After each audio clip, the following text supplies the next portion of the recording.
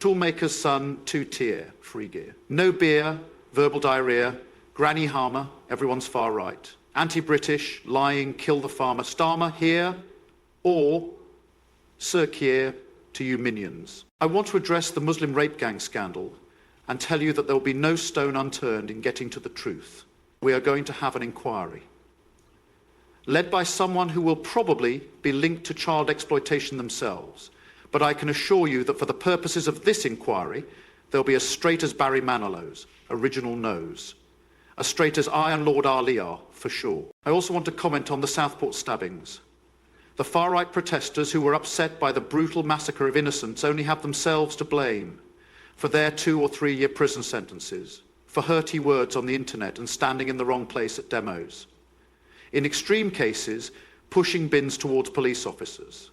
Far-right thugs, the lot of them.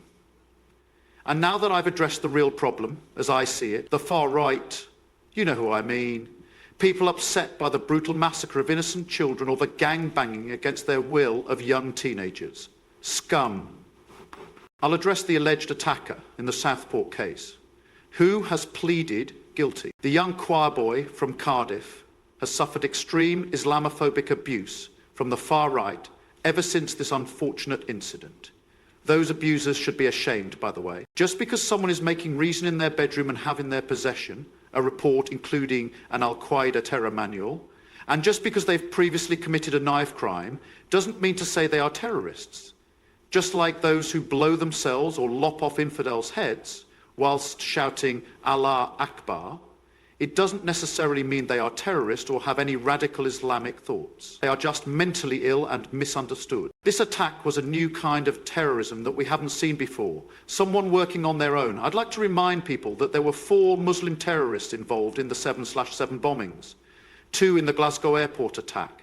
Yes, okay, Stephen Timms MP was stabbed by a lone Islamic terrorist, but we won't count that one for the purposes of my latest bout of bullshit.